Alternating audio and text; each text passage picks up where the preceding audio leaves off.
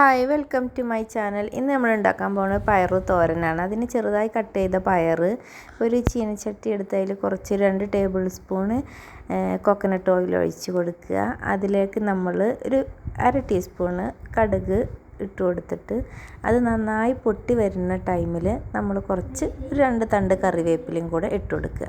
അതിലേക്കൊരു 1/4 ടീസ്പൂണ് മഞ്ഞൾപ്പൊടിയും ഇട്ട് കൊടുത്തിട്ട് അതിലേക്ക് നമ്മൾ കഴുകി അരിഞ്ഞ് വെച്ചിട്ടുള്ള പയർ നമ്മൾ അതിലോട്ട് വെള്ളമൊക്കെ വാർത്തിയെടുത്തത് വേണം അതിലോട്ട് നന്നായി ഇട്ട് കൊടുത്തതിന് ശേഷം അതിലേക്ക് ആവശ്യമായ ഉപ്പ്, നമ്മൾ എത്രയാണ് നമ്മുടെ ഉപ്പിൻ്റെ അളവെങ്കിൽ ആ ഉപ്പും കൂടി അതിലോട്ട് ഇട്ട് കൊടുത്ത് നന്നായി മിക്സ് ചെയ്തിട്ട് അതിൽ നമ്മൾ കുറച്ച് നമുക്ക് ആ പയർ കഴുകിയതിൻ്റെ വെള്ളം മാത്രം മതി. അല്ല നമ്മൾ നന്നായി വെള്ളം ഒഴിച്ച് വേവിക്കേണ്ട ആവശ്യമില്ല.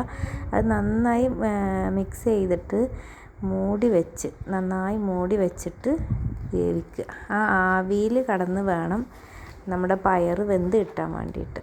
ഇപ്പം നമ്മുടെ പയറൊക്കെ വെന്തിട്ടുണ്ട്. അതിലേക്ക് നമ്മളൊരു 1/2 മുറി തേങ്ങ ചിരവിയത് അതിലോട്ട് ഇട്ട് കൊടുക്കുക. നമ്മൾ ഈ വേവിച്ച് വെച്ച പയറിലേക്ക് ഇട്ട് കൊടുത്തതിന് ശേഷം നമ്മൾ നന്നായിട്ട് മിക്സ് ചെയ്യുക. പയറും തേങ്ങ ചിരവിയതും കൂടെ നന്നായിട്ട് മിക്സ് ചെയ്ത് വരണം. മിക്സ് ചെയ്ത് കഴിഞ്ഞാൽ നമ്മുടെ പയറ് തോരൻ റെഡി.